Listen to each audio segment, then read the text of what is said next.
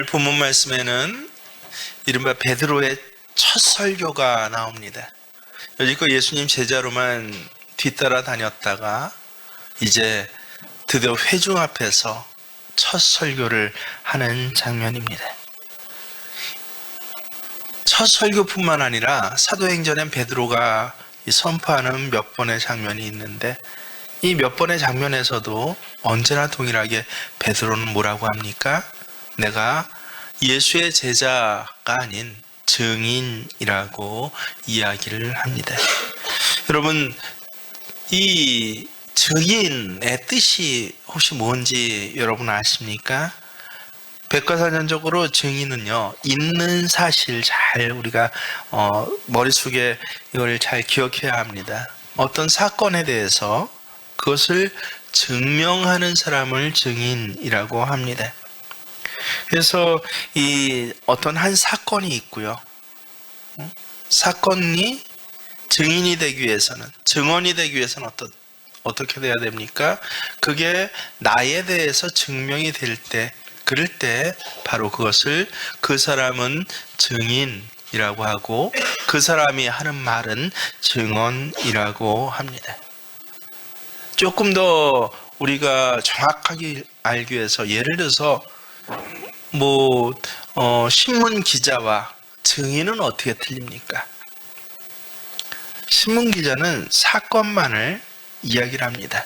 몇 월 며칠 언제 어디서 육하 원칙에 따라서 어떤 일이 일어났습니다 라고 그 사건 자체를 기록하고 보도합니다. 근데 그를 증인이라고 하지 않습니다. 왜 그렇습니까? 나와 연결이 안 됐기 때문에 그렇습니다. 그래서 이 증인과 기자가 틀린 것은 무엇입니까? 일어난 사건이 나와 연결됐다는 것은 무엇을 얘기합니까? 이 사건에 대해서 내가 책임이 있다라고 하는 것입니다. 그리고 이 사건을 이야기할 의무가 있어서 그거를 행할 때 그때부터 뭐가 됩니까? 바로 증인이 되는 것입니다. 여러분, 증인은 진실된 증언을 해야 할 의무가 있고 그 증언이 위증일 때는요, 그에 합당한 책임을 져야 합니다. 우리나라에도 법에 명시되어 있습니다. 거짓 증언을 하게 될 경우 5년 이하의 징역 또는 1,000만 원 이하의 벌금을 내야 합니다. 거짓 증언은요, 사람들은 별것 아니라고, 특별히 우리 정치계가 아직 굉장히 민주화되지 못하고 선진화되지 못해서 말해서 아니면 그만하고 있는데, 이제 여기에 대해서 분명히 이제 다른 부분이 깨끗해지고 엄격해지는 것처럼 이 일에도 엄격해질 것입니다. 거짓 증언이 얼마나 무서운지 모릅니다.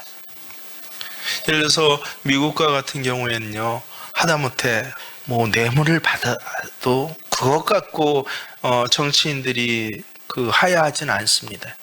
대통령이 어떤 일을 잘못해서도 하야하진 않아요.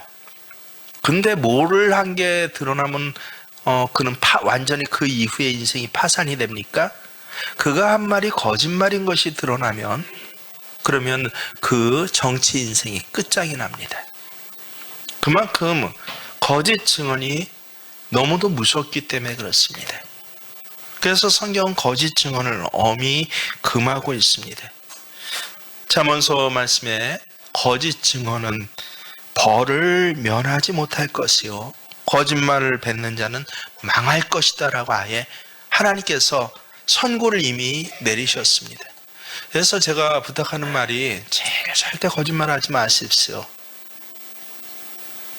크리스찬은 거짓말해서는 안 됩니다.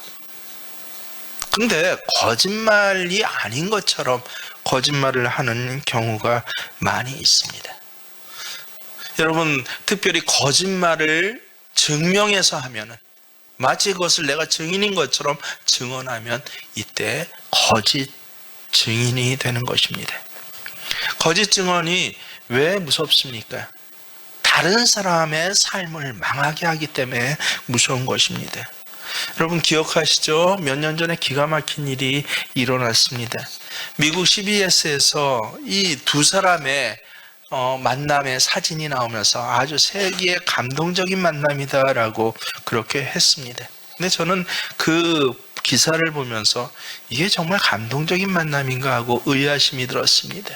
제가 오늘 뛰면 분명히 기억하는 분들이 계실 것입니다. 잭슨이라는 사람이 1975년 5월 클리브랜드에서 이 구멍가게 주인을 살해 죽였다라고 하는 혐의를 받아서 잭슨과 2명의 친구가 함께 경찰에 체포가 됩니다. 그런데 이 잭슨이 범인이라는 것이 없어요. 입증할 수 없는데 단 하나 입증된 게 뭐예요? 12살짜리 에디 버넌이라는 아이가 증언을 한 것이에요. 당시 버넌은 이 현장에서 본 것도 아니라 스쿨버스를 타고 있었습니다. 그런데 친구와 경찰이 하는 말을 듣고 야 잭슨이 권총 방아쇠를 당기는 것을 내가 보았다라고 거짓 증언을 했습니다. 그래서 당시 배심원들은요 이 어린아이 12살짜리 아이의 증언 그것 하나밖에 없는데 증거가 그거를 그대로 받아들여서 3명 모두에게 사형 선고를 합니다. 그래서 사형수로 이 교도소에 들어갔는데 착실하게 생활하면서 종신형으로 감형이 됩니다.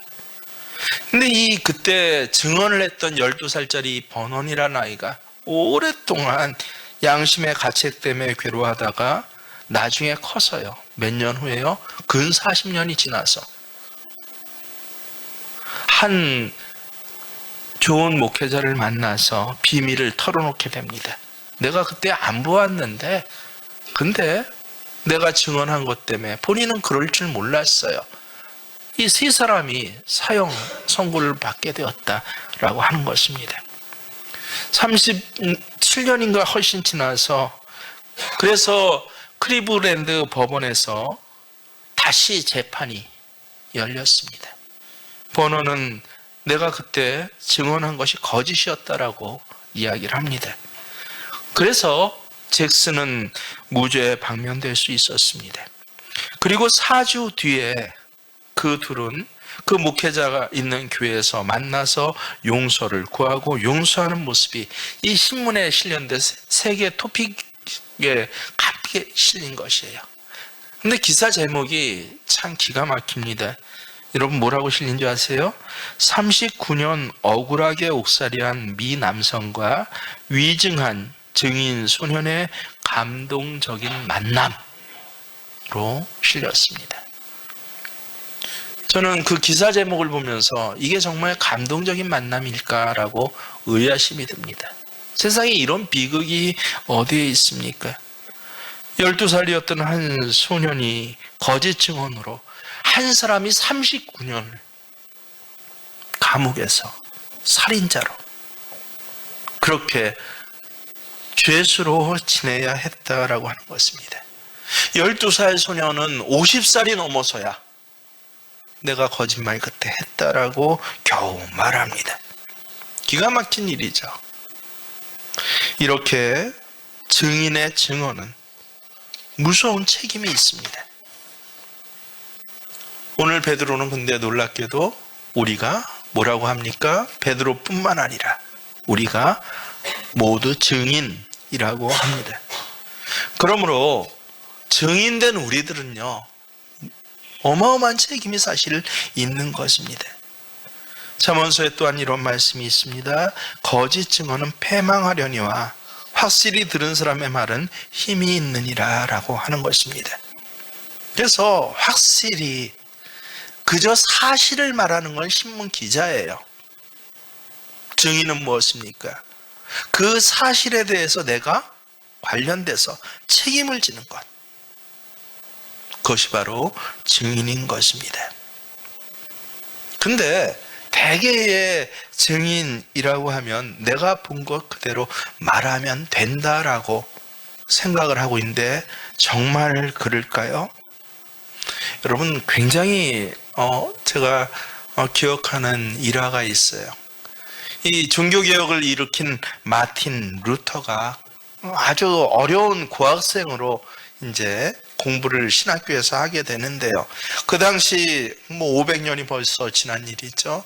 그 당시 독일에서는 이 어려운 고학생들을 위해서 이런 아르바이트가 있었다고 해요. 이른바 부자나 좀 잘 사는 사람 집 앞에서 노래를, 성가를 감동 있게 부르면요, 그러면 그 집사람 중에서 또 선한 사람은요 나와서 일종의, 요새 버스킹 한다고 그러나요? 버스킹 하는 것처럼 그렇게 참 내가 잘 들었다라고 어느 정도의 돈을 지어주는 그런 일이 일상화되어 있었다고 합니다.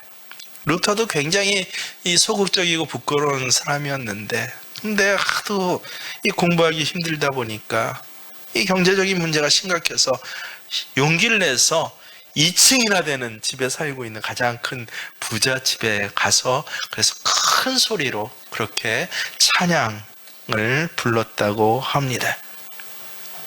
근데 이 창문 아래서 큰 소리를 찬양하니까 내 안에 분위기가 심상치 않습니다. 노래를 시작하자마자 체격이 크고 무섭게 생긴 사람이 뛰어나오는 것이 이 유리창으로 보이는 거예요. 2층에서 막 내려오는 것이요. 루터는 그 험상궂게 생긴 사나이가 주먹질이라도 할까봐 무서워갖고 도망하기 시작했습니다. 근데 그 2층에서 내려온 사람도 뭔가 이 기분이 나빴는지 이 도망한 루터를 갖다가 그냥 놔두는 게 아니라 끝까지 쫓아오는 것입니다. 그리고 마침내는 붙잡혔습니다. 루터는 내가 너무 시끄럽게 해서 저 사람이 기분 나빴나 보다라고 아주 공포에 벌벌 떨고 한 대 맞기라도 하면 어떨까라고 하고 있었는데, 이 사람이 주먹을 내미는데 때리는 것이 아니라 주먹에 뭐가 있었어요? 돈 뭉치가 있었던 것입니다. 장학금을, 그것도 그냥 버스킹 한 끼 정도, 책값 한 권 정도가 아니라 이 루터가 한 학기 다닐 수 있는 감동이 일었던 거예요. 장학금을 루터에게 실제 주었다라고 합니다. 루터는 그때를 회고하면서 이렇게 말했습니다. 두려움의 눈으로 세상을 보면 세상 만사가 모두 걱정과 염려로 가득 차 있고, 믿음의 눈으로 세상을 보면 세상이 감사하고 좋게 보이고 하나님의 손길이 보입니다 라고 한 것입니다. 우리는 직접 보지 않고 경험하지 않고 또 직접 보았다 할지라도요, 뭐가 틀려요? 두려움의 눈에 혹시 내게 다른 어떤 안경이 끼워져 있으면요, 그에게 공부할 돈을 주었던 자선가가를 모처럼 보고 도망합니까? 평생 무서운 사람으로 창문 밑에서 소리를 지르며 노래를 불렀다고 나를 그 큰 주먹으로 때릴 그런 사람으로 비추어집니다. 루터가 만약 잡히지 않았다면요, 그 사람보다 달리기를 빨리 해서 정말 그 순간에 완전히 도망가 버렸다면 루터 평생에 어떻을까요? 그 사람은, 그 사람은 나쁜 사람, 무서운 사람으로 루터는 생각했을 것입니다. 우리도 하나님을 오해할 때가 있습니다. 하나님의 은혜를 경험하지 않은 사람들은요, 하나님을 두려워하고 가까이 하지 않으려 합니다. 하나님을 어떤 하나님으로 생각해요? 무서운 얼굴을 하고 자기를 잡으려고 뛰어나오는 험상궂은 아저씨처럼 생각하는 사람이 굉장히 많습니다. 지금 닥치는 고난과 역경이 하나님의 징계라고 생각합니다. 하나님은 나를 사랑하시지 않는다라고 생각하고 도망합니다. 하지만 지나가 보면은 어때요? 다행히 그 무서운 아저씨에게 잡히면 하나님은 나를 한 주먹거리로 때리시는 분이 아니라 오히려 나를 쫓아오는 그 시간이 나를 축복하는 시간이었다라고 하는 것을 나중에서 고백하게 되는 것입니다. 하나님은 지금도 여러분을 사랑하심을 믿으시길 바랍니다.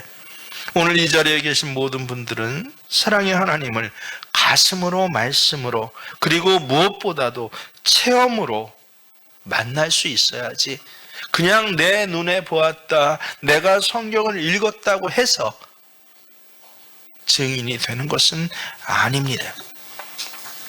그래서 증인이 되기 위해서 필요한 것은 무엇입니까? 사건이 필요해요. 2000년 전 예수가 부활했다라고 하는 엄연한 거짓이 아닌 역사적인 사건이 필요합니다. 하지만 이 사건만 있어서는 안 됩니다.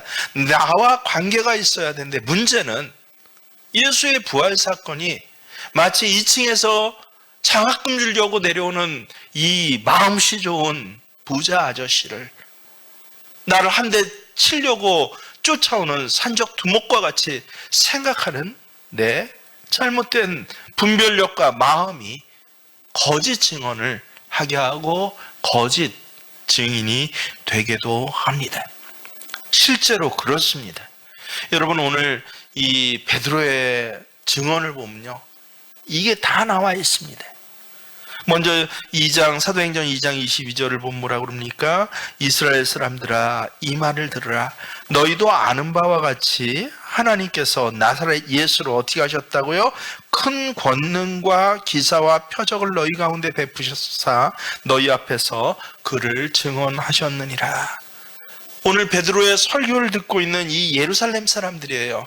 이 사람들은 거의 모두가 예수님을 직접 눈으로 본 사람들입니다. 예수님이 안질뱅이를 일으키는 것을 본 사람들입니다. 예수의 기사와 표적을 보고 말씀을 직접 들은 사람들입니다. 잘 알고 있었어요.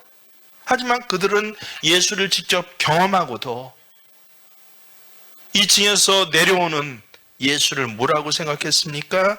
하나님의 아들 구원자이심을 알지 못했습니다. 그래서 예수를 직접 보고 예수의 말씀을 들은 예수의 권세를, 그 하나님의 권능을 본 사람도 두 종류의 사람으로 나누어집니다. 하나는, 한 종류의 사람들은 예수의 제자가 되었고, 다른 한 종류의 사람은 저 예수를 못 박으라 라고 십자가에 달아 죽으리라 했습니다. 이유가 무엇입니까? 하나님은 모독했대네요. 신성 모독이 그 이유입니다. 그래서 베드로는 이렇게 이야기합니다. 사도행전 2장 23절을 보세요. 시작. 너희가 법 없는 자들의 손을 빌려 못 박아 죽였으나. 현재를 사는 우리도 마찬가지입니다. 우리의 신앙의 날들 가운데 여러 신앙의 사건이 있어요. 얼마나 놀라운 사건들입니까? 나와 같은 사람을 구원해 주시고 내가 어쩌다 이 교회에 나와 앉아 있습니까? 내가 어쩌다 오늘 이 자리에까지 있습니까? 참으로 기가 막힌 날들을 살아오면서 여기까지 내가 이끌려 왔습니다. 그런데 예수의 이 권세, 명확한 사건을 보고서도 두 종류의 사람으로 나누어집니다. 한 종류는 어떤 사람들입니까? 하나님을 나를 한 대 치려는 무서운 아저씨로 생각하는 사람들이에요. 잘못 파악하고 있는 것입니다. 근데 놀랍게도 평생 그렇게 살아가요. 이스라엘 왕 중에서 하나님 뜻과 전혀 맞지 않는 선택을 해서, 그래서 이른바 나라를 갈라놓은 왕이 있어요. 솔로몬의 아들 르호보암입니다. 르호보암이 왕위에 오르자 백성들이 찾아와서 부탁을 합니다. 당신 아버지 솔로몬이 공사를 너무 많이 해갖고, 그래서 우리가 너무 많이 동원되고 너무 많이 이 공사에 대한 것들을 부담해야 했기 때문에 이 부역으로부터 우리를 이제는 좀 가볍게 해주세요라고 부탁을 드립니다. 그랬더니 르호보암이 처음엔 지혜로웠어요. 그래, 내게 시간을 좀 주시오라고. 내가 대신들하고 의논해보고 당신들에게 얘기해 주겠습니다 하고 12지파의 대표들을 돌려보냅니다. 그러고 나서 참 경륜이 많은 나이 드신 대신들에게 가서 물어봤습니다. 나이 먹은 대신들이 뭐라고 합니까? 백성들의 이 부담을 좀 덜어줘야 됩니다. 왕은 백성들을 섬기는 왕이 되십시오라고. 그렇게 백성들이 요구하는 것, 12지파의 대표가 요구하는 것을 들어주도록 했습니다. 그래야겠다 하는데, 근데 한편에서 이 르호보암과 함께 자란 젊은 사람들이 이야기를 하는 것이에요. 아닙니다. 지금 왕이 처음 왕으로 돼서 강직함을 보여줘야 합니다라고. 백성들이 와갖고 함부로 이렇게 왕 앞에서 요구하는 것 당신은 우습게 보아서 그렇습니다. 이번에 강직함을 보여주지 않으면 왕권 내내 이런 일들이 일어날 것입니다. 르호보암은 어떻게 했습니까? 나이 든 사람의 말을 듣지 않고 젊은 사람들의 조언을 따랐습니다. 그러자 그 결과가 무엇입니까? 세상에 그 위대한 다윗의 왕국이, 그 어마어마했던 솔로몬의 왕국이 하루아침에 둘로 남북 이스라엘로 갈라져 버렸습니다. 우리도 마찬가지입니다. 어떤 것을 여러분 선택해야 할 때 정말 내가 보았다고 내 판단이 옳다라고 옳은 것입니까? 옛날 예수님을 죽여라라고 소리 질렀던 사람들이 무식해서 그렇습니까? 우리가 만약 그 자리에 있었다면 우리는 안 그랬을까요? 그때 그날 밤 베드로는 예수님 예언하신 말씀대로 3번이나 예수를 부인하는데 참 가슴 아픈 것이 무엇입니까? 두려워서 부인할 수도 있는데 성경에 뭐라고 기록되어 있어요? 저주까지 하면서 저주하며 부인했더라. 예수를 저주했다는 것이에요. 예수가 잡히자 너도 예수의 동료이지라고 한마디에 자기도 잡혀 들어갈까봐 아니요라고 정도까지만 했으면 좋았을 터인데, 근데 뭐라고요? 저주하며 부인하였더라. 여러분은 안 그랬습니까?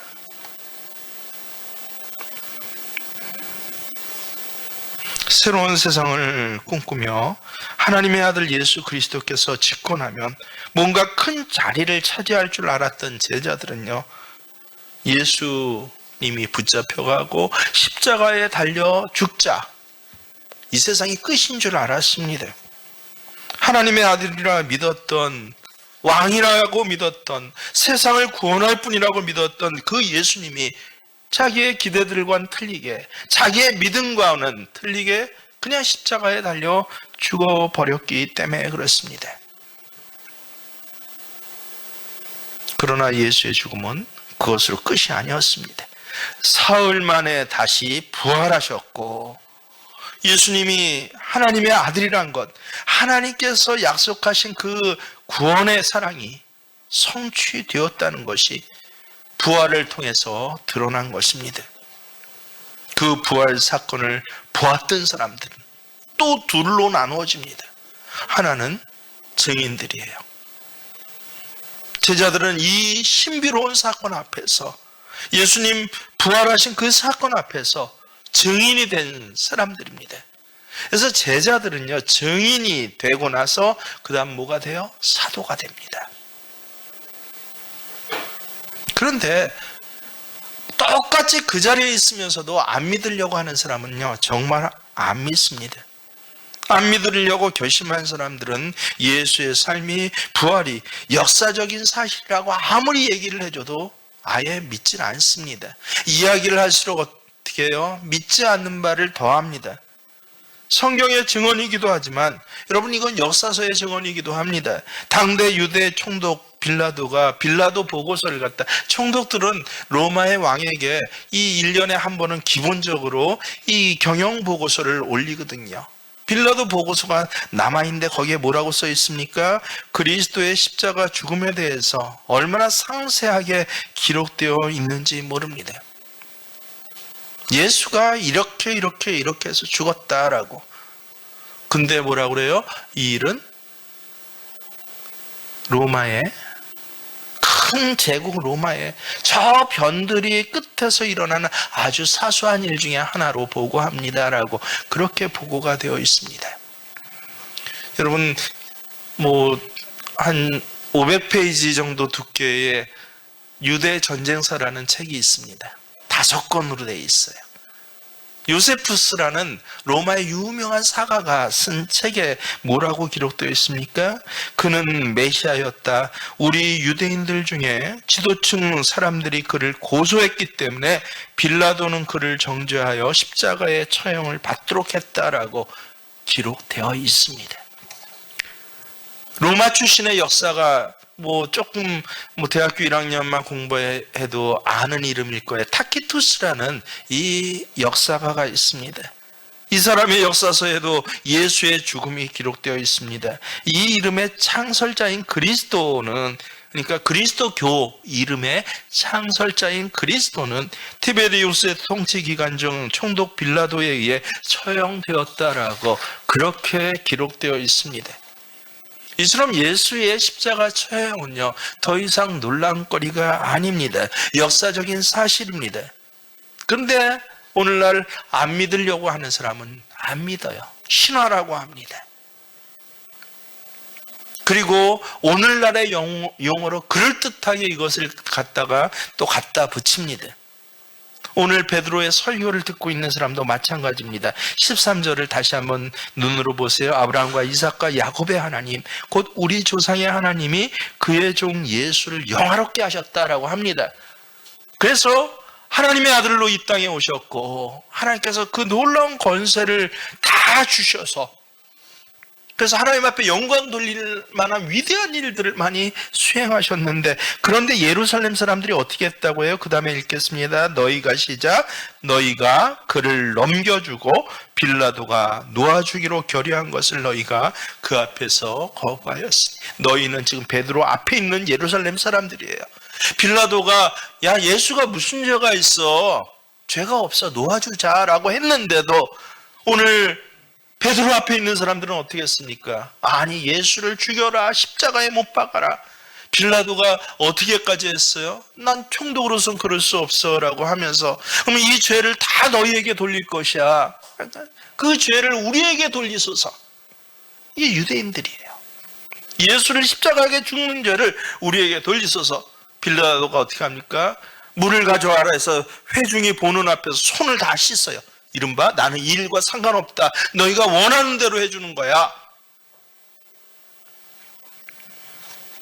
빌라도조차 예수는 죄가 없어 하는데, 근데 그 예수와 같은 민족, 그리고 예수님의 3년의 공생애를 다 지켜봤던 사람들이 뭐라고 합니까? 예수를 못 박으라 라고 그렇게 했다는 것입니다.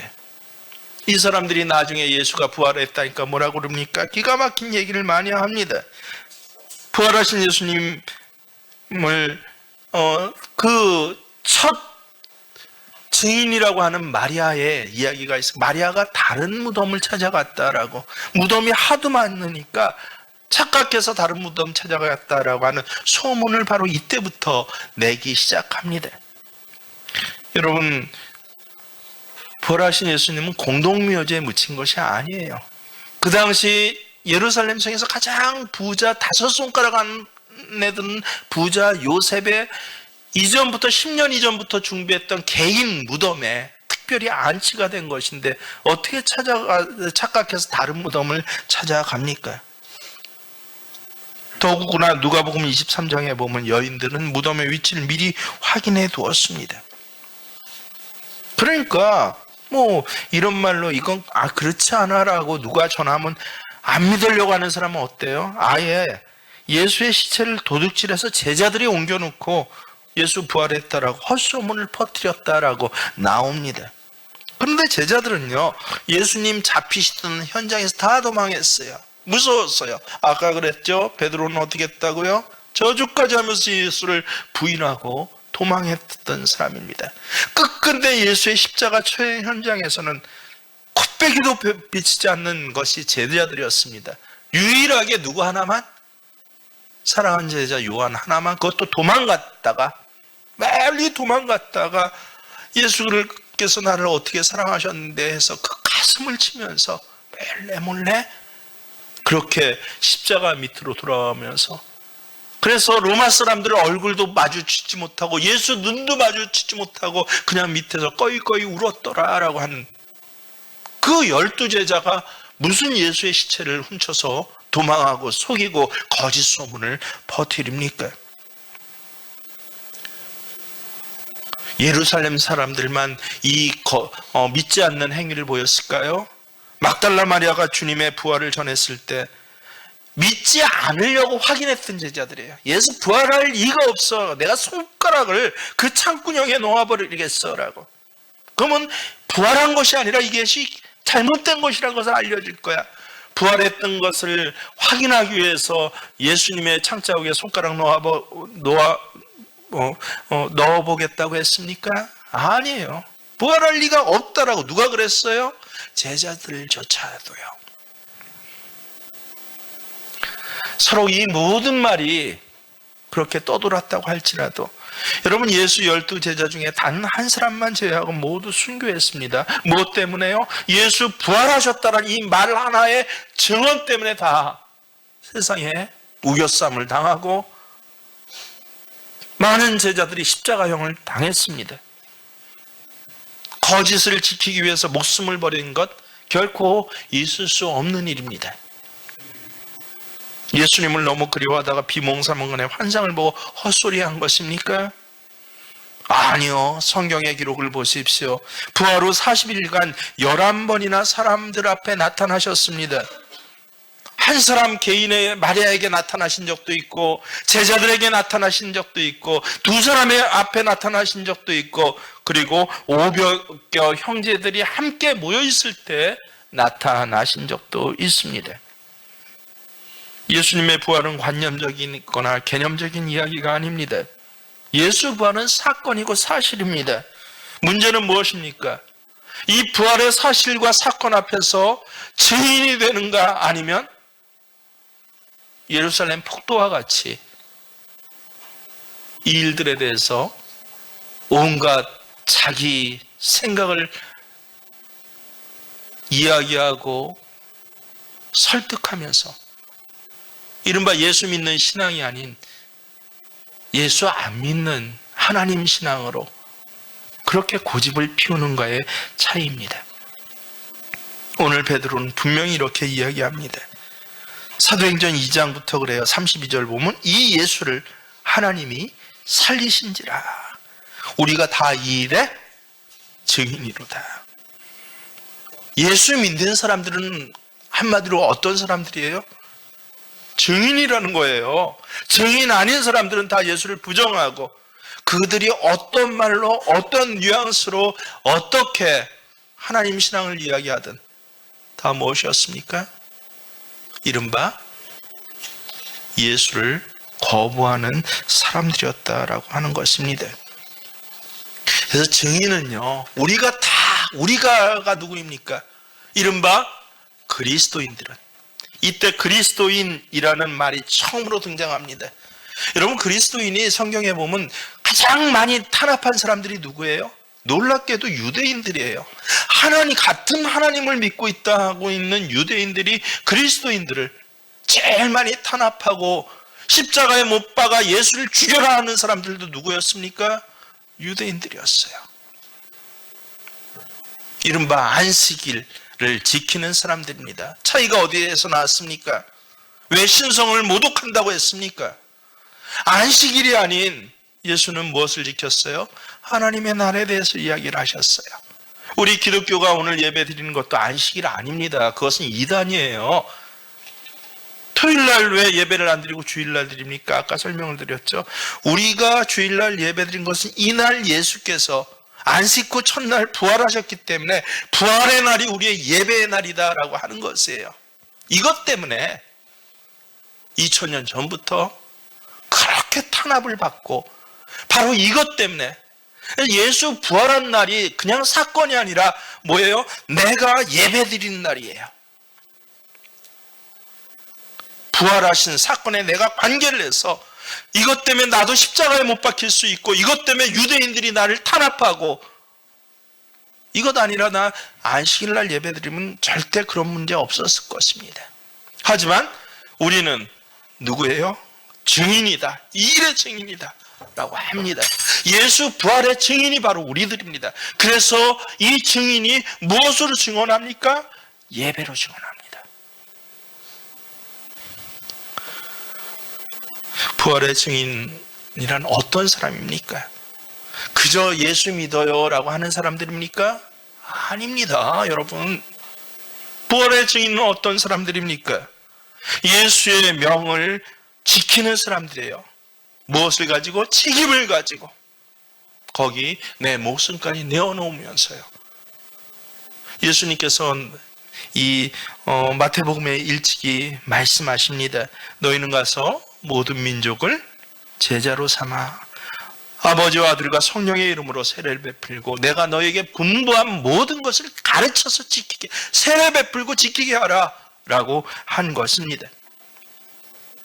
이 명령 앞에서 내가 예수의 증인입니다 라고 하는 것은 이 명령을 내가 수행하는 것입니다. 예수의 명령은 마태복음 뿐만 아닙니다. 마가복음 16장 15절에서 너희는 온 천하에 다니며 만민에게 복음을 전파하라고 말씀하십니다. 또 누가복음에서는 그리스도가 고난을 받고 제3일에 죽은 자 가운데 살아날 것과 또 그의 이름으로 죄사함을 받게 하는 회개가 예루살렘에서 시작하여 모든 족속에게 전파될 것이 기록되었으니 너희는 이 모든 일의 증인이라 라고 합니다.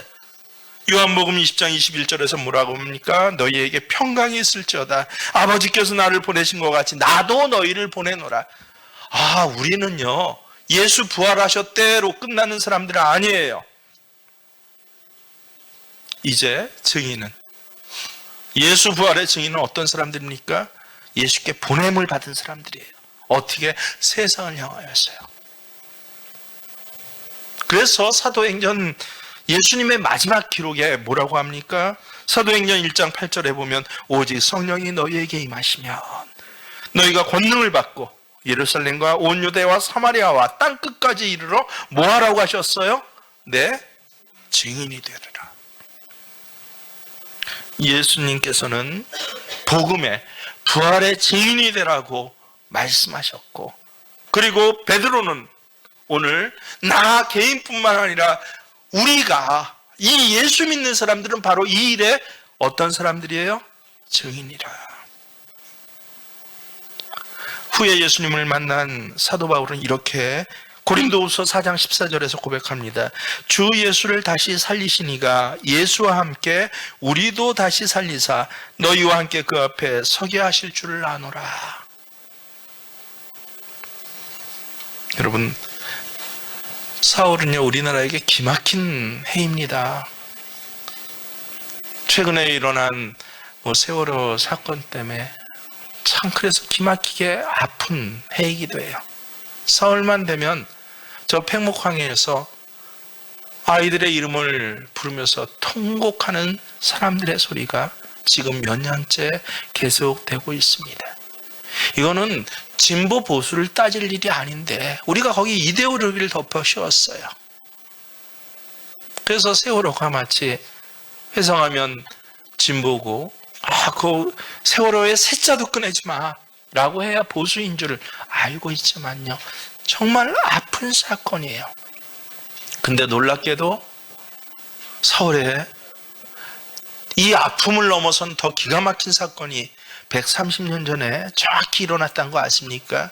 정확히 오늘이었어요. 130년 전 오늘. 저 인천항을 통해서 누가 들어왔어요?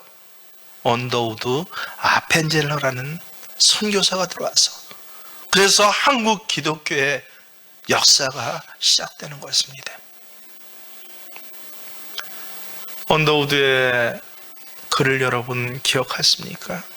조선 땅의 첫 걸음을 딛고 나서 그가 그날 저녁에 쓴 글이 있습니다. 하나님, 너무도 깜깜합니다. 아무것도 안 보입니다. 도무지 이 조선에선 빛과 소망이라는 걸 볼 수가 없습니다. 정말 그 당시 조선이 그랬습니다. 이 나라를 도대체 어떻게 할까? 운명이 있을까? 미래가 있을까?